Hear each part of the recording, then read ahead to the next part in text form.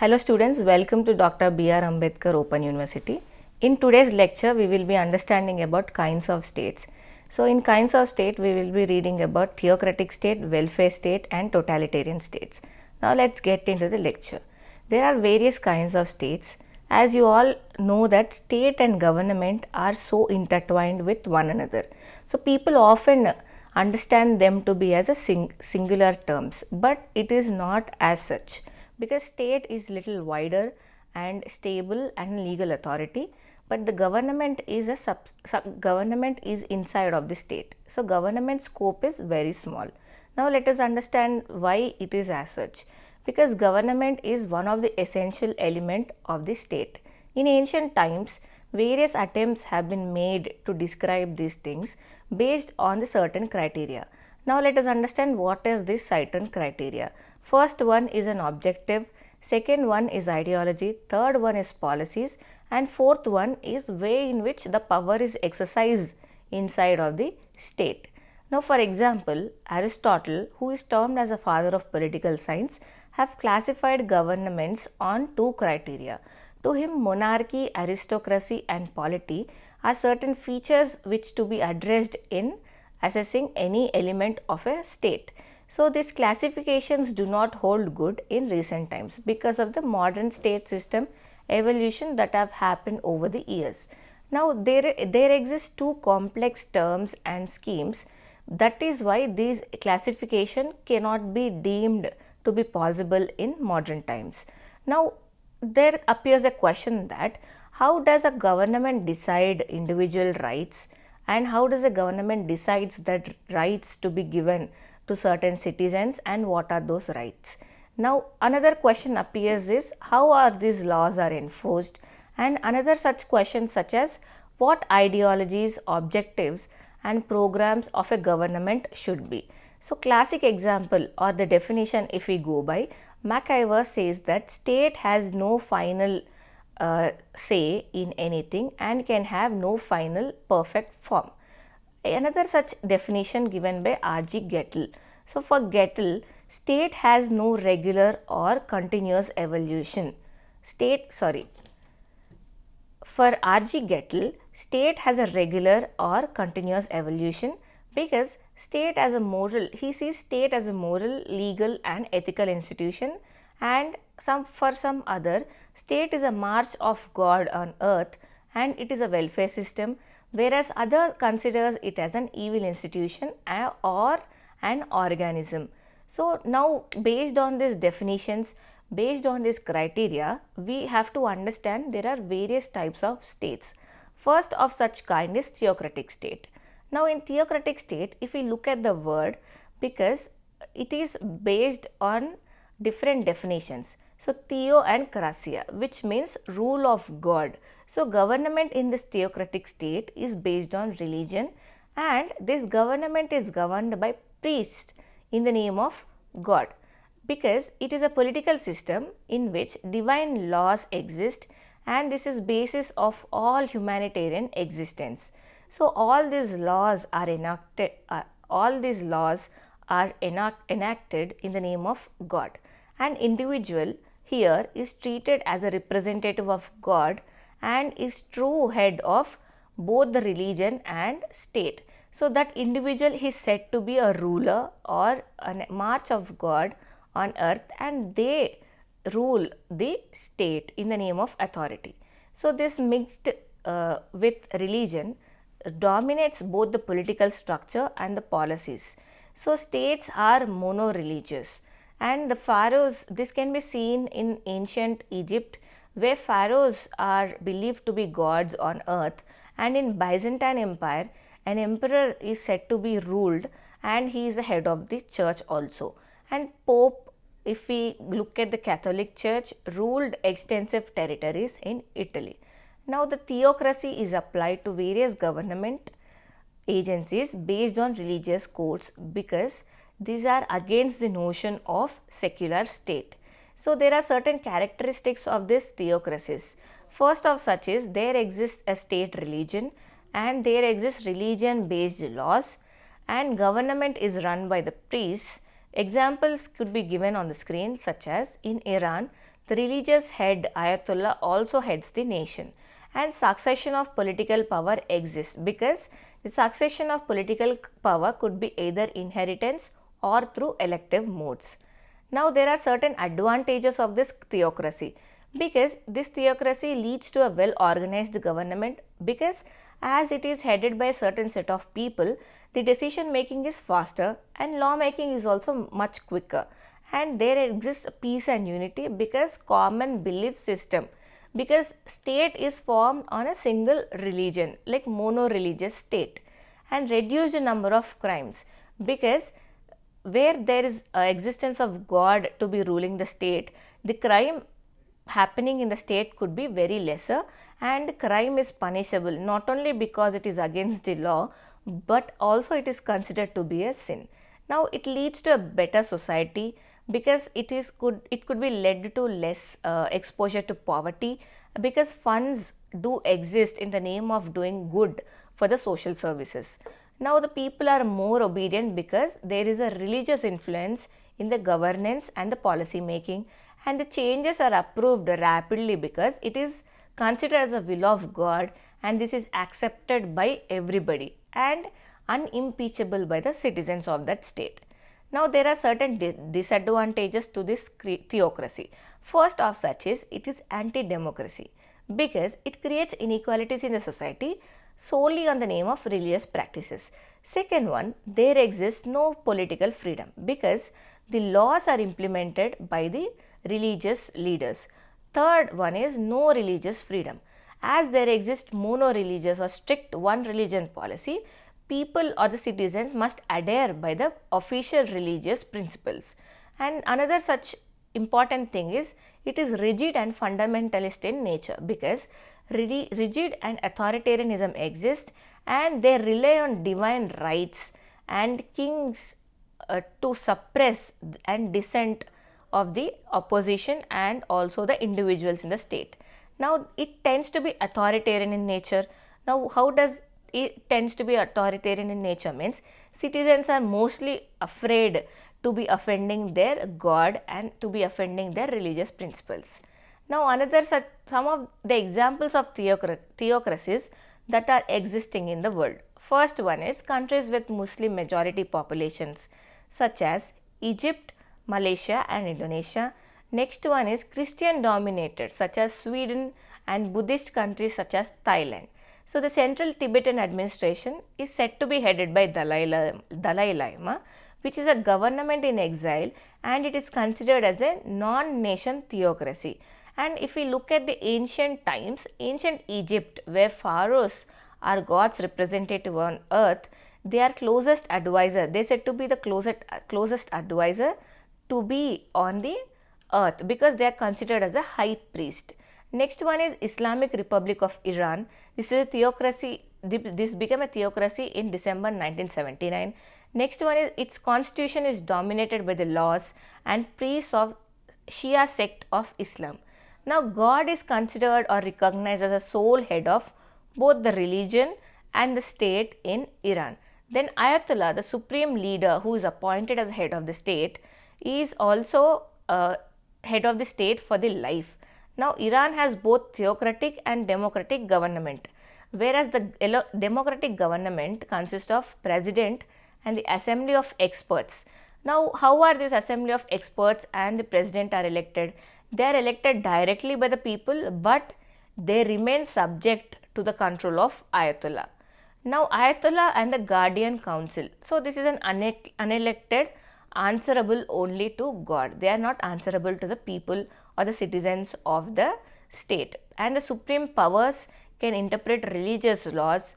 They can also dismiss the laws that have been made by the president and also can declare war. So then Mauritania, like Maghreb region of Western North Africa, there exist Sharia laws, and initial days the countries have a Western style of government, but mostly in 1980s, the Colonel Muhammad Qom, the military head of the country, introduced strict Sharia law based governing. And in Saudi Arabia, there exist two Islamic holy sites, the cities of Mecca and Medina. There also Sharia laws exist, which means the preaching, propagation and public worship by non-Muslim is forbidden. Now Sudan. Now if we come to Sudan, the constitution and legal system both are based on Sharia laws, because the Muslim population are about 97% of the total country's population. Now Sudan has a liberal attitudes towards the people belonging to the other religions. Now if we look at the Vatican City is also a sovereign state with an absolute theocratic elective monarchy who are non-hereditary in nature, and Roman Catholicism, it is ruled by Pope.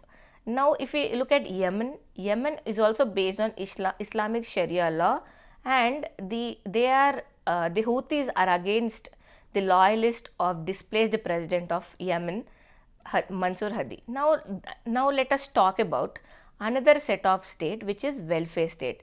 So welfare state, it's, what do we mean by welfare state? Now any other modern democratic state could also be considered as a welfare state, because here the state provides the social services, state provides the welfare activities for the people living inside of the state with the framework of democratic political institutions.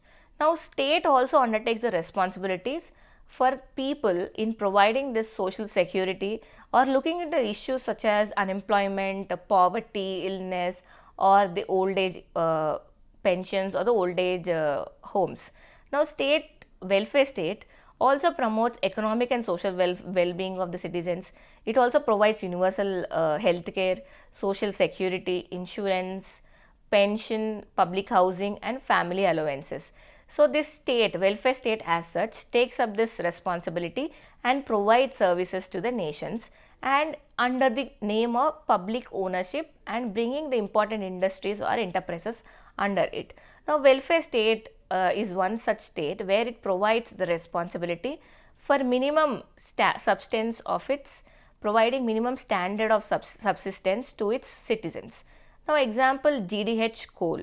So GDH coal defines welfare state is a society where an assured minimum standard of living and opportunity becomes possession of every citizen. Another such example is defined by Amartya Sen, the contemporaries.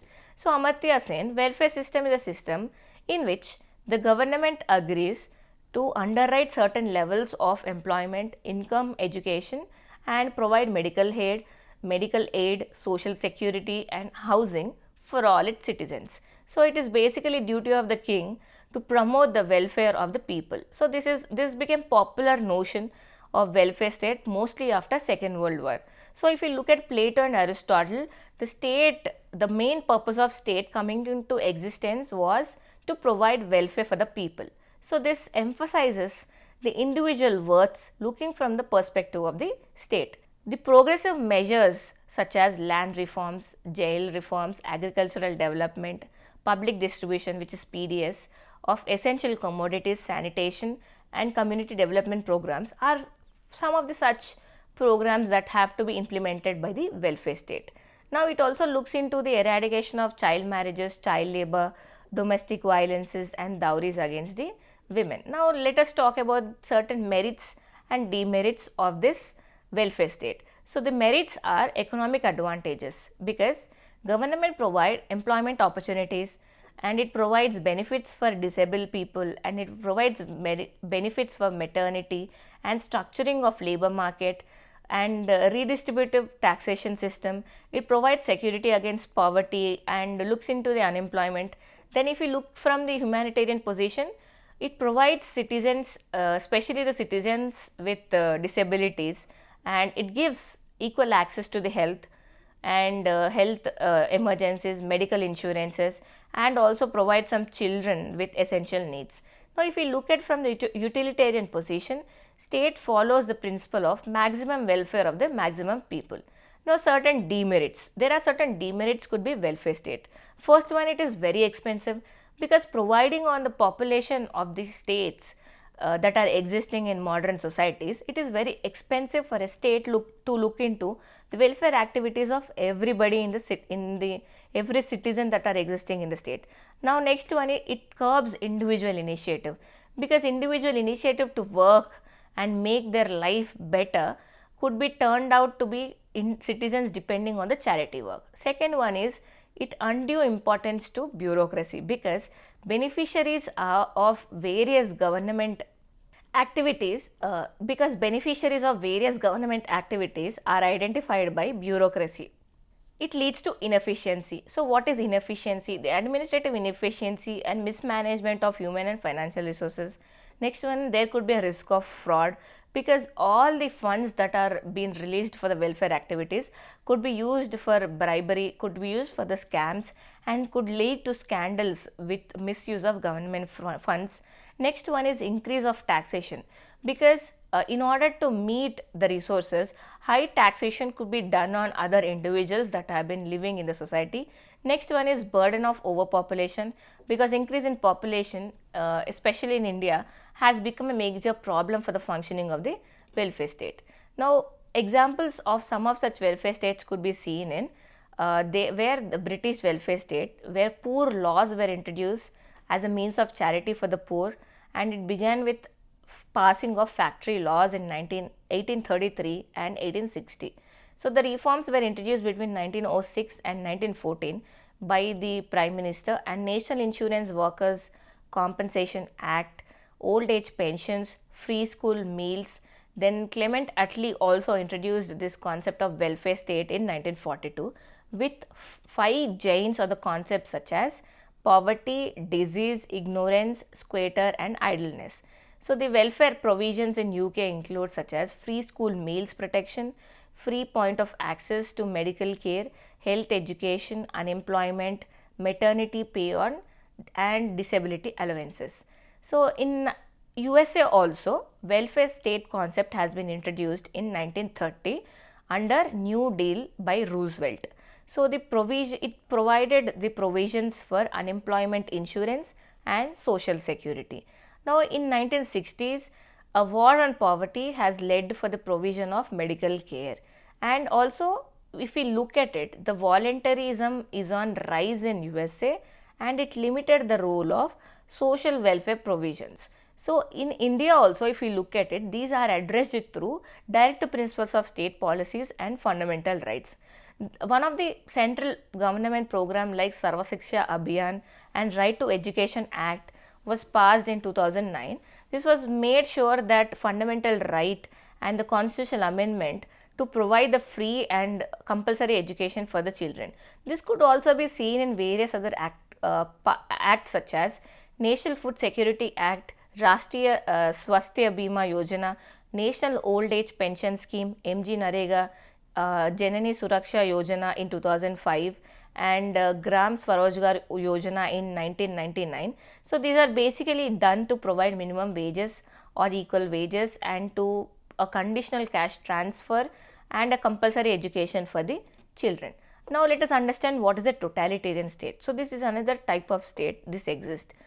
Totalitarian means state is all in all. So, it's total, the total institutions exist inside of the state are of the that belong to the state. So, here the government attempts to maintain the total control over the society. So, this could also be seen, or the first such concept being used by Giovanni who's an Italian philosopher, and Benito Mussolini in 1883 and 1945. So, no human life is outside or the supervision or of the control of the state. So, what we can make sure from this is state is omnipotent, it's infallible, it's absolute and permanent and unlimited. So, totalitarian states, but there is a difference between totalitarian states and authoritarian states. What happens in authoritarian states? In authoritarian states, it is only about political power, nothing else. But whereas in totalitarian states, entire life, entire habits, entire culture, entire ideas of the individuals are under the control of the state. This could be seen in the First World War, which led to people to question the existence of whether democratic government should improve their lives or not. And essence of totalitarianism is based on an ideas of absolute state. Now, Hegel, who says state is a march of God on earth, for him state is a divine manifestation on earth. So, here individuals are subordinate to the national ends and they have no freedom to shape their lives, because state have control on all aspects, on all societal aspects and on life, we can say, of the individuals. So this can be seen in the rule of Hitler, Stalin and Mussolini. These are kind of synonymous with totalitarianism. Now let us understand the characteristics of totalitarian states. They are dictatorial in character, they glorify nature, they are against democracy and socialism, means the parliamentary institutions are stupid and corrupt in their sense. So it tolerates no political opposition, it is intensely nationalistic in nature, and it promotes elitism in politics, because elite people control the power and political institutions in the state. Now the strength or the demerits and the merits of the totalitarian states. So first one, it leads to rapid economic progress, because it's all in all the control of the state is in this state in itself. So there could be a minimum delay. Next one is lawmaking is faster, because it follows top down methods. Next one is it's relatively stable governments, and it leads to less room for corruption, because state controls everything. And the demerits or the bad or the weaknesses of totalitarian is it crushes the individual liberty, it imposes restrictions on individual freedom, their dissent and their view or expression. Then there exists no political freedom. Individual cannot say their right, they cannot say their wrongs to a state, and it denies the beliefs in reason, and it is anti-religion, because it either controls or it prohibits a religion to be followed by the individuals. So because the states where they control the total human lives, in all it restricts their freedom. Now examples of such totalitarian states in the world. So basically the totalitarian regimes are both communist in nature and non-communist in nature. So the communist totalitarian states could be seen during the Soviet Union, East European countries such as the Balkans, except for the Greece, the Cuba, Vietnam, Ethiopia, Angola, etc., Mozambique. Then the non-communist totalitarian states are like the Nazi Germany or the fascist Italy. So what happened, the fascist Italy, like Italy under Mussolini, was the political confusion. It led to economic deterioration, and it led to the fall of social disorder, and this total all in all gave to the First World War, and it gave rise to the, after the First World War, it gave rise to the fascist party in 1919. So Mussolini also imposed strict censorship on the press or the radio or the literature or even the art, if we look at it. So now look at Joseph Stalin, the Soviet under Joseph Stalin. Joseph Stalin is also known as man of steel, because Stalin took power in 1928 through political maneuvering, and he gained control in the communist government. So in Soviet Union, he turned Soviet Union into a totalitarian state, because it led to the collectivization of agriculture and the personality also, because the Stalin undertook the central authority or the power of everybody into his control. Now if we look at the conclude, we examine different government from various objectives from the perspective of ideologies and programs of such government. So if we look at it, there are different states and the evolutions over the periods, like welfare state, the totalitarian states or the autocratic state or the theocratic states, in which every individual was given their either they have been crushed of their freedom, or they have been crushed of their personalities or their religious opinions over a period, and the repressions came along over it, also revolutionized in the thinking of the citizens and in the laws that have been made through. So this could be seen as a state as an important institutions which have always helped them shape the authority, and the government inside of the state also played a crucial role. So be it either the total control of the government in the hands of single individual or a group of individual or a group of elected people, but over all in all, the citizens were given their purview to look into the things. So the state, government and the civil society or in the modern state system, or be it the ancient societies, have always played a crucial role.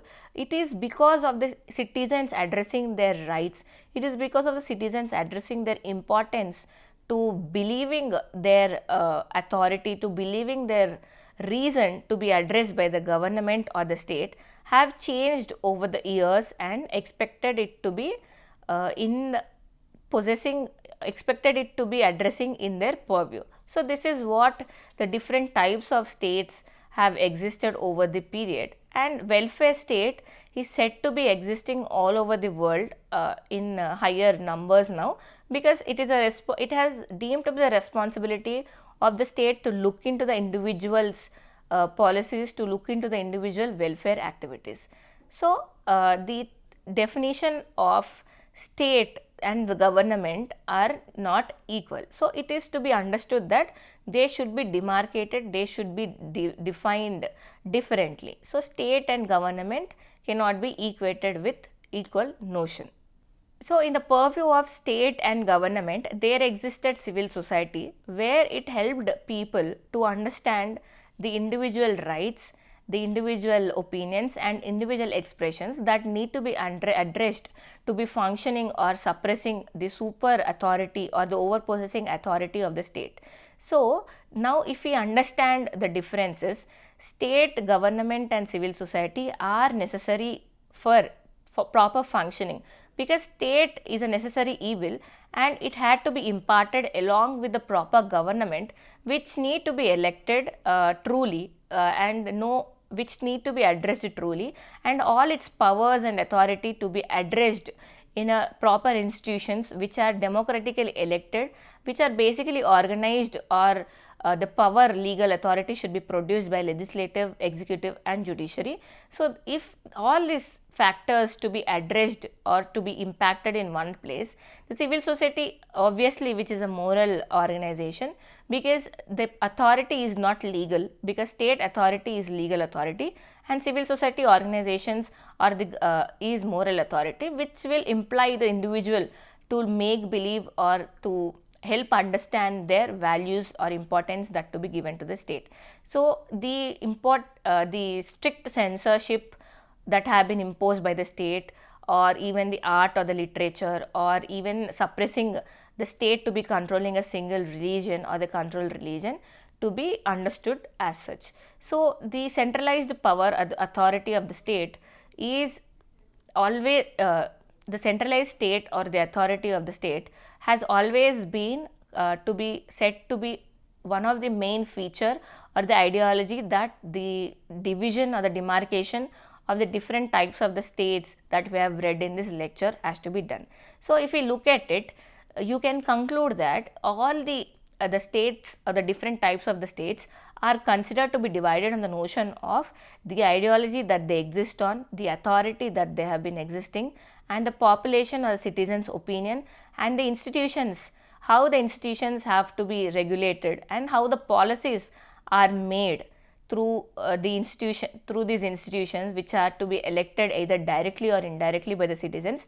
All these factors have led to a formation of a necessary evil, which is state, and different types of state which are formed on more or less the characteristics that have been evolved through such elements.